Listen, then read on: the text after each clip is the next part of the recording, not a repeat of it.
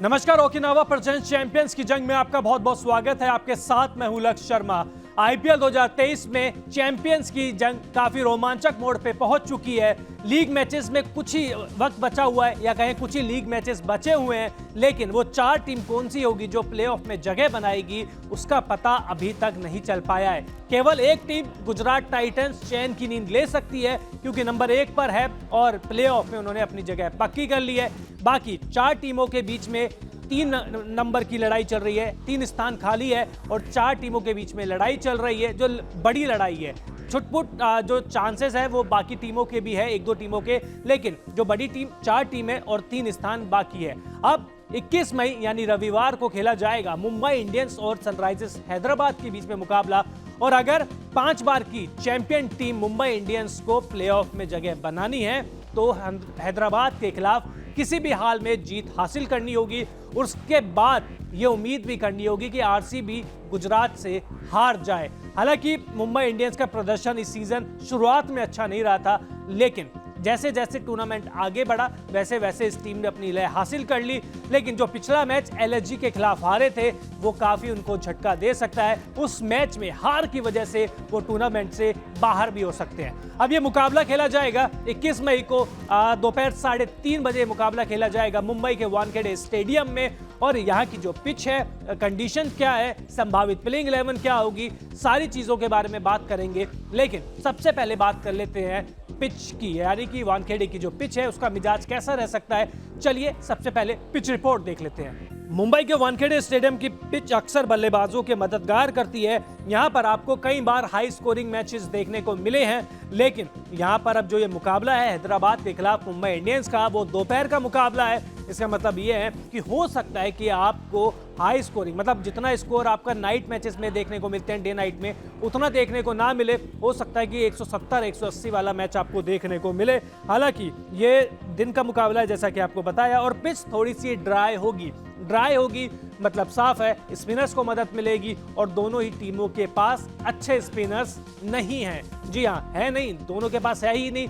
दोनों के पास एक स्पिनर है जो काबिलियत वाले स्पिनर जिसको बोलो मुंबई इंडियंस के पास है। कौन? पीयूष चावला, जिनकी गेंदबाजी बेहद शानदार रही है। लेकिन पिछले मैच में हैदराबाद ने अपना जो मेन थ्रुप का इक्का था मयंक मार्कंडे, जो पूरे सीजन अच्छा प्रदर्शन कर रहे थे, पहले मुंबई इंडियंस से ही खेलते थे, उन्हें बाहर करके जो डागर है मयंक डागर, उनको खिलाया था। उन्होंने भी हालांकि अच्छी गेंदबाजी करी थी, लेकिन स्पिन कड़ी दोनों ही टीमों की जो वो है वो बहुत ज्यादा वीक है।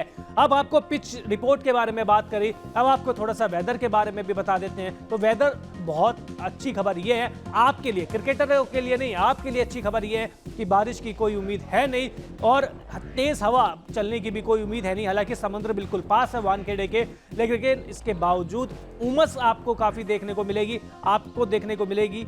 लेकिन जो प्लेयर है वो काफी उमस से परेशान होते हुए दिखेंगे, गर्मी से परेशान रहेंगे। लेकिन आपके लिए अच्छी चीज क्या है, आपको 40 ओवर का जो खेल है पूरा देखने को मिलेगा। अब आपको वेदर रिपोर्ट भी बताई, आपको पिच रिपोर्ट भी बताई, तो बात कर लेते हैं अब संभावित प्लेइंग 11 की। दोनों टीमों की संभावित प्लेइंग 11 क्या हो सकती है। तो सबसे पहले बात करते हैं होम टीम मुंबई इंडियंस की। मुंबई की बात करें तो रोहित शर्मा और ईशान किशन आपको ओपन करते हुए दिखाई देंगे। इसके बाद Surya Kumar Yadav, Nehal Wadhera, Tim David, Vishnu Vinod, Cameron Green, Hrithik Shokeen, Chris Jordan, Piyush Chawla और जैसन बेंड्रॉफ। तो ये है मुंबई की संभावित प्लेइंग 11। वहीं हैदराबाद के बारे में बात करें तो अभिषेक शर्मा और अनमोल प्रीत सिंह आपको ओपन करते हुए दिखाई देंगे। मतलब साफ है कि नंबर 3 पर खिसक जाएंगे राहुल त्रिपाठी, जिनकी लाठी अभी तक पूरे सीजन में चली नहीं है। इसके बाद कप्तान Adam Markram, Heinrich Klaasen, Abdul Samad, Vivrant Sharma, Mayank Markande, Marco Jansen, Umran Malik और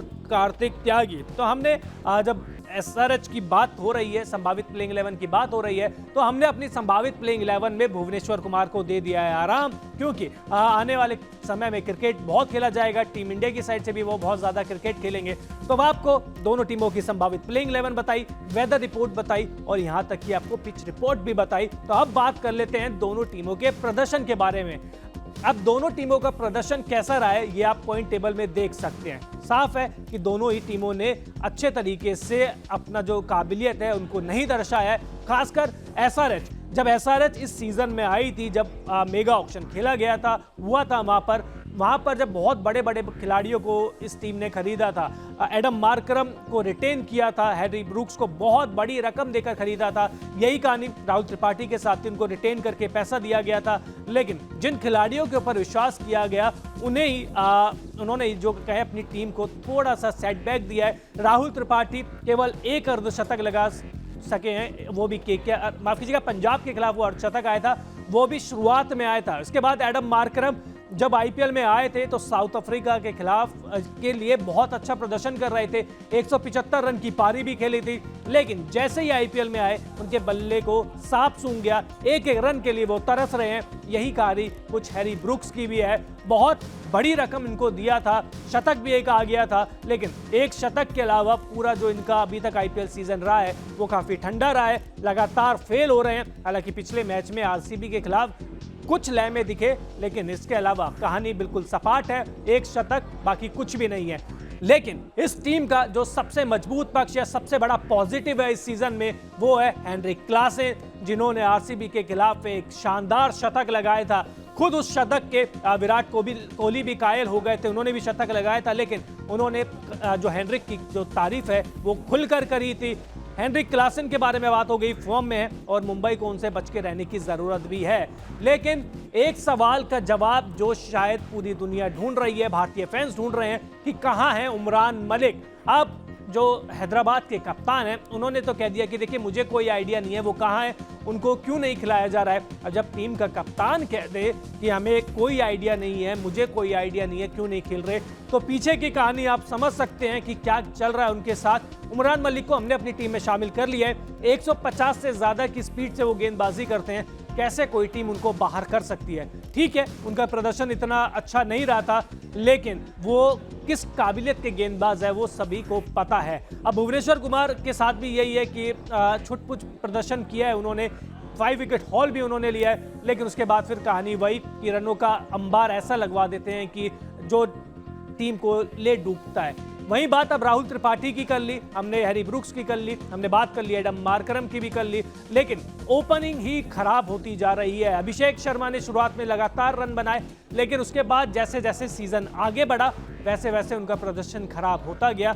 तो अभिषेक शर्मा को ये समझना होगा कि जितने मौके उनको मिल रहे हैं उसका उन्हें अच्छे से उपयोग करना होगा, नहीं तो क्या पता कि टीम से उनकी छुट्टी ही हो जाए। अब हैदराबाद के बारे में बात करी और अब बात कर लेते हैं मुंबई इंडियंस के बारे में। अब मुंबई इंडियंस के बारे में बात करें तो क्या करें जब उनका कप्तान ही परफॉर्म नहीं कर रहा है। हालांकि वो परफॉर्म नहीं कर रहे हैं रोहित शर्मा, लेकिन इसके बावजूद ये टीम कई मैचेस जीती है और वानखेड़े में तो इस टीम का रिकॉर्ड बेहद शानदार रहा है। रोहित शर्मा पिछले मैच में लखनऊ के खिलाफ कुछ लय में दिखे थे, लेकिन इस सीजन एक ही अर्धशतक आया है, वो भी उनके नाम, वो भी किसके खिलाफ बनाया है, दिल्ली कैपिटल्स के खिलाफ बनाया है। ईशान किशन फॉर्म में आ चुके हैं, रन बना रहे हैं, तेज गति से रन बना रहे हैं, अच्छी चीज ये है, और जिस आक्रामकता के लिए उन्हें जाना जाता था उसी आक्रामकता के साथ वो खेल रहे हैं। सूर्य कुमार यादव लगातार अब फॉर्म में है, अर्धशतक खेल रहे हैं, मैच विनिंग पारी खेल रहे हैं, लेकिन जब एक मैच यानी एलएसजी के खिलाफ फेल हुए तो वो टीम मैच हार गई। तो सोचिए इस खिलाड़ी का इंपैक्ट कितना है।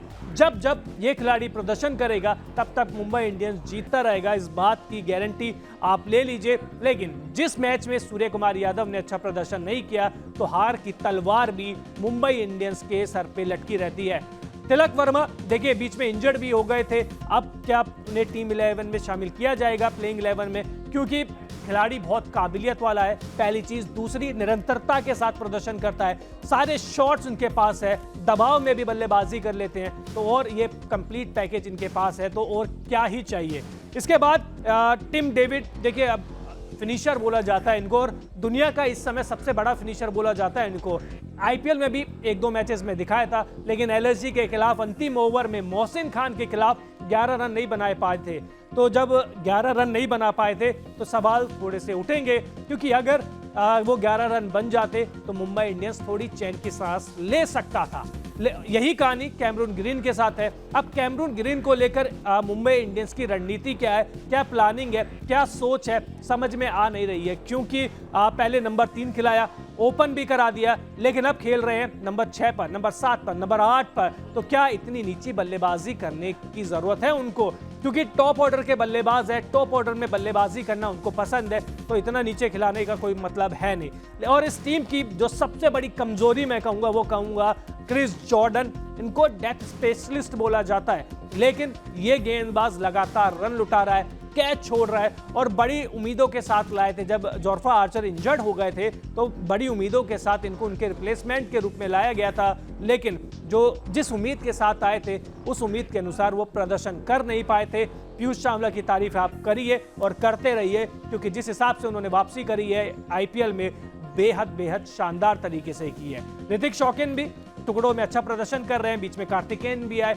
उन्होंने भी अच्छा प्रदर्शन किया, तो अब बैलेंस में दिख रही है। एसआरएच के बारे में भी बात करी, मुंबई इंडियंस के बारे में भी बात करी और अब पिच के बारे में भी आपको बताया, संभावित प्लेइंग 11 भी बताई, आपको वेदर रिपोर्ट भी बताई। तो ये सारी चीज को मिक्सअप करने के बाद आप किस टीम को मजबूत मान रहे हैं? आपको क्या लगता है कि मुंबई इंडियंस हैदराबाद को आसानी से हरा देगा, या आपको लगता है कि नहीं, हैदराबाद कड़ी टक्कर देगा मुंबई इंडियंस को? कमेंट बॉक्स में जरूर बताएं। इसके अलावा अगर आपने अब तक न्यूज नेशन को सब्सक्राइब नहीं किया है तो जल्द से जल्द कर लीजिए, क्योंकि यहां पर आपको देश और दुनिया की खबरें तो देखने को मिलती है। इसके अलावा पूरे आईपीएल सीजन में ओकिनावा प्रेजेंट्स चैंपियंस की जंग भी जारी है। बहुत बहुत शुक्रिया आपका।